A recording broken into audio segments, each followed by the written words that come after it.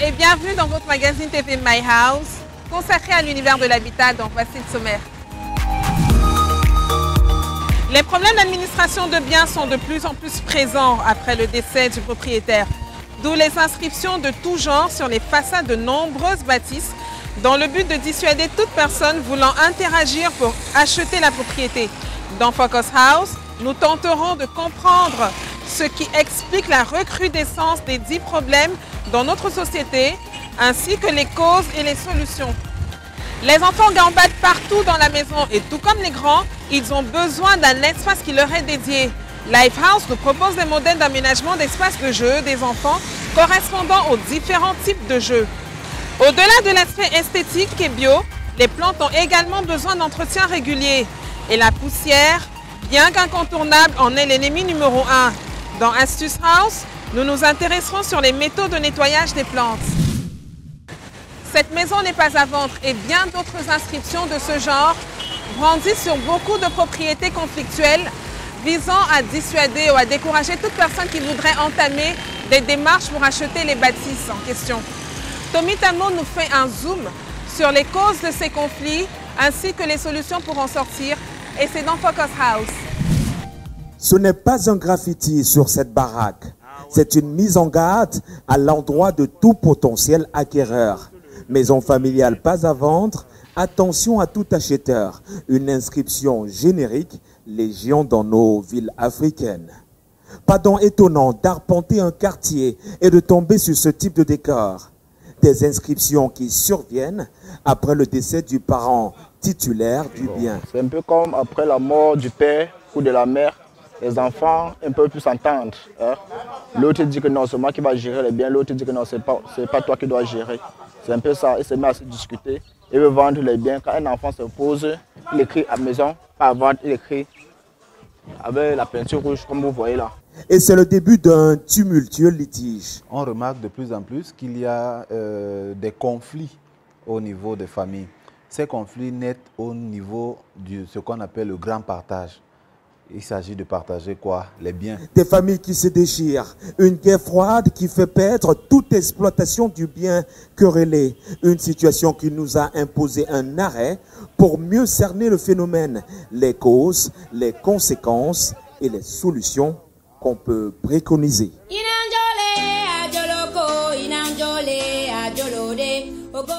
Dans notre petite investigation, il nous est revenu que chaque litige impose une histoire particulière. Il est donc clair que pour qu'on en arrive à apposer de telles menaces sur sa maison, c'est que des voies de recours à l'amiable n'ont pas abouti. On en arrive là parce qu'il y a toujours des co-héritiers, je dirais dissidents, qui ne veulent plus rester dans l'indivision, qui veulent qu'on partage les biens et qu'on leur rétrocède ce qui leur revient. Alors que de l'autre côté, il y a un ou plusieurs qui, en raison de leur attachement au patrimoine familial pour lequel ils estiment qu'ils ont un lien affectif, estiment qu'on ne peut pas vendre ces biens. Des frères et des sœurs à la cupidité bien trempée. L'un des profils psychologiques de personnages dignes de films d'arnaque. Alors, très souvent en catimini, on intente une solde du terrain ou du domicile familial. Un chemin classique qui échappe à toute légalité. Maintenant, s'il faut voir les terres non immatriculées qui sont du domaine national, c'est l'apanage de ce genre de pratique parce que déjà, l'acquéreur ne sait même pas qui est le propriétaire. Quelqu'un fabrique un bon ou une sorte de certificat de vente et il se dit propriétaire parce que tout simplement les transactions sur les terres non immatriculées sont interdites. En règle simple, la loi est claire. Personne, je dis bien aucun ayant droit, aucun indivisaire ne peut vendre seul un bien qui appartient à une succession. La loi est très claire là-dessus. Il faudrait bien que l'ensemble des indivisaires participent à la vente. Sinon, quelque vente qui serait faite est nulle. S'agissant d'un bien individu, si une seule personne le vend sans le consensus de la famille, ça veut dire que c'est essentiellement annulable. Il faut donc noter que ce principe ne s'impose qu'aux familles ayant des biens légalement enregistrés. Un bien sans statut juridique peut laisser libre cours à toute entourloupe Par ailleurs, après le décès de l'ayant droit, on peut assister à ceci. Les enfants viennent avec plusieurs idéologies. Il y a ceux qui sous-tendent qu'on doit pouvoir vendre l'espace et redistribuer aux ayants droit afin que chacun puisse aller se reconsolider ailleurs. Il y a ceux qui estiment que cet espace est un patrimoine, c'est un héritage qui n'a pas de prix sur le plan matériel, qui a davantage une dimension symbolique. Donc, face à tous ces conflits-là, il va émerger une catégorie qui va vouloir essayer de duper les autres et donc se retrouver en train de pouvoir vendre. C'est l'une des causes qui peuvent expliquer ce phénomène qui se généralise dans les grandes villes. Donc vous avez des parents qui avaient des maisons et la ville s'est retrouvée au niveau du quartier. Le village s'est transformé en quartier et entre parenthèses ville. Ça fait en sorte que quand ces parents meurent, les jeunes qui sont là ont tendance à survaloriser le bien parce qu'effectivement la terre a pris des ampleurs en termes de coûts et donc le taux de rentabilité interne et même la valeur actuelle nette deviennent considérables. La cause parfois qui amène des familles à se retrouver en train de commercialiser un espace comme ça, c'est parce que justement ces familles ont vu comment la ville est venue les retrouver et le terrain devient plus cher, l'immobilier devient plus cher et ils considèrent cette maison désormais comme une rente. Et comme c'est une rente, il faut pouvoir en tirer les valeurs dessus. La mauvaise organisation de la succession est aussi mise au banc des accusés. L'un point focal, l'absence du testament. Parce que si le testateur, enfin le défunt, avait laissé un testament, cela permettrait aux uns et aux autres de savoir ce qui a été prévu pour chacun ou alors pour chacune des parcelles de terrain ou les immeubles laissés par le défunt. Le défunt n'a pas réglé le problème de sa succession qui, en partageant ses biens de son vivant entre ses différents co-héritiers, ou en faisant un testament pour régler le sort de son patrimoine à sa mort. Le testament peut faire éviter certains conflits, même si la cupidité peut conduire à ce type de scénario ubuesque. Il y a des ayants droit qui ont plus de moyens et qui ont tendance à imposer leur point de vue dans la famille. Ces ayants droit peuvent même aller jusqu'à acheter la conscience des notaires et changer les thèmes de référence d'un testament du parent qui est décédé. Et donc, face à ce type d'action, on se rend davantage compte que le bien familial est spolié. On se rend compte que les maisons familiales sont parfois vendues par l'aîné qui n'est peut-être même pas souvent l'héritier.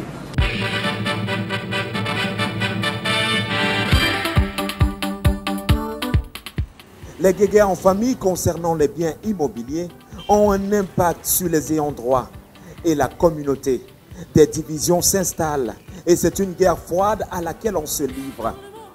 Par ailleurs, au niveau des garants métasociaux, c'est ce qu'on appelle en français facile la malédiction. On a davantage l'impression que un espace où on a grandi, où nos parents ont pris le temps de nous éduquer, où on nous a inculqué un certain nombre de valeurs, où on a enterré le cordon ombilical, cet espace n'a pas de prix. Et donc celui qui advenait à vendre sans le consentement de tous les autres enfants peut porter une malédiction. Ces conflits naissent au niveau de ce qu'on appelle le grand partage. Il s'agit de partager quoi? Les biens, et notamment un bien très important, le foncier. Et vous le savez très bien, la terre prend le dessus sur la maison, donc on va davantage organiser nos propos sur le foncier. Et pour éviter d'en arriver là, quelques pistes de solutions. Il faut que de plus en plus les gens se rendent chez les notaires pour organiser la succession à travers un testament. Pour le sociologue, la pédagogie entre en ligne de compte. Dans une société où le rôle du notaire n'est pas assez connu. Et c'est même l'occasion pour nous, à travers les médias comme le vôtre, d'appeler ces notaires à faire des campagnes de sensibilisation, des campagnes de vulgarisation de leur métier. Néanmoins, l'éducation et l'environnement des enfants comptent pour beaucoup dans la gestion à venir des biens des parents. La question de l'éducation de l'enfant rentre globalement dans celle de la consolidation du lien social. Et ça joue toujours par la base. Je prends un exemple. Lorsqu'un parent décède et que vous avez des enfants qui ont grandi sans avoir consolidé le lien social, ces enfants sont vulnérables vulnérables par qui? Par l'époux, ils ont épousé une tierce personne qui va dire mais pourquoi c'est ton frère qui gère alors que c'est toi qui devais faire ceci, cela. Le consensus reste la meilleure porte de sortie pour renouer les liens familiaux. Tous les enfants rêvent d'avoir leur propre espace de jeu à la maison. Et nous savons très bien que nos bambins ne se contentent pas seulement de leur chambre pour s'amuser. Alors comment créer un espace de jeu à la maison et l'aménager selon les différents types de distractions? Réponse dans Lighthouse. L'éducation de l'enfant se conditionne bien aussi avec son environnement.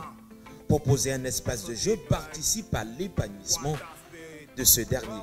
C'est le but du jeu. Le jeu est également un moyen d'éducation, de transmission, de cohésion sociale. Donc il est important d'en tenir compte lorsqu'on fait nos plans architecturaux. Dans les grandes métropoles, force est de constater que les domiciles mis à disposition aux usagers ne proposent pas très souvent d'espace de jeu dédié, ni une cour. Faute d'espace, les promoteurs et agents immobiliers ne prennent pas en compte ce type d'aspect. Si on n'a pas de moyens d'avoir un espace de jeu, il est important qu'on en prenne conscience et qu'on essaie de développer des alternatives. À ce propos, ils peuvent tenir compte que du fait qu'ils n'ont pas assez d'espace pour le jeu, il y a peut-être la cour commune, il y a l'espace de parking, et tenir et pousser régulièrement les enfants à organiser l'emploi de temps des enfants de façon à ce qu'ils aient effectivement du temps de jeu hors de la maison. Parce que le jeu participe, est un maillon essentiel du développement. Effectivement, on peut utiliser l'espace parking. Lorsque les voitures ne sont pas garées sur un espace parking, ils peuvent effectivement servir d'espace de jeu. Ça deviendra un espace polyvalent ou un espace multifonctionnel. Il est donc important de prévoir lors de la construction de son domicile un espace de jeu pour enfants. Donc une pièce, un espace réservé pour le jeu n'est pas de trop. Cependant, vous savez bien qu'il y a des jeux qu'on peut faire à l'intérieur de la maison et d'autres pas. Donc à défaut de l'espace de jeu en interne, on peut également prévoir un espace de jeu en externe. Dans la cour, on peut aménager un endroit avec des petits goals ou des anneaux basket. Et en termes de jeu et d'équipement, pour aménager, tout dépend de l'âge de l'enfant. Voilà, donc il y a plusieurs types de jeux en fonction de l'âge de l'enfant. Nous avons par exemple les jeux physiques, des jeux physiques dits de développement psychomoteur. Vous voyez par exemple dans les écoles maternelles, il y a des toboggans, il y a des jeux où les enfants doivent grimper, tout cela. Vous voyez que c'est des jeux à forte débauche d'énergie. Le vélo, le foot, la course, ça permet à l'enfant de développer un meilleur développement psychomoteur. En plus, il y a des jeux également symboliques. Vous voyez, la poupée, les jeux de rôle, les représentations. Et après, il y a des jeux de société, les jeux d'acquisition de règles. Et en fonction de l'âge de l'enfant, on sait quel type d'équipement quel type d'équipement y mettre. L'absence d'espace de jeu est contre-productif. Un enfant qui ne joue pas assez est un enfant qui peut avoir des freins au niveau de son développement général, que ce soit développement psychique, physique ou bien. Donc, il peut avoir des retards de développement importants et qui peuvent nécessiter des consultations. Par ailleurs, le temps de jeu doit être régulé par les parents. Que vous ayez une ou plusieurs plantes dans votre intérieur, sachez qu'il est indispensable de les nettoyer en permanence. Heureusement pour nous, il n'est pas du tout compliqué de le faire. Priscille nous en dit plus dans Astuce House. La saison des pluies s'en va, donnant à nos plantes une belle croissance et une bonne allure. Celle de la saison sèche arrive avec son lot de poussière, les ternissant parfois. Comment donner de la brillance à nos plantes? Telle est l'Astuce House du jour.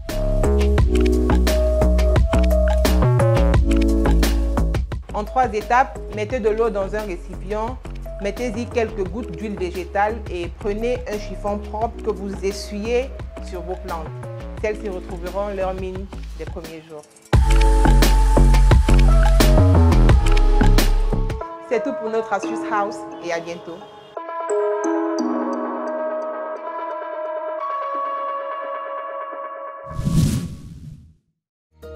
Nous remercions toute l'équipe qui a participé à la réalisation de cette édition My House Top et Fin. À la prochaine pour de nouvelles informations sur l'univers de l'habitat.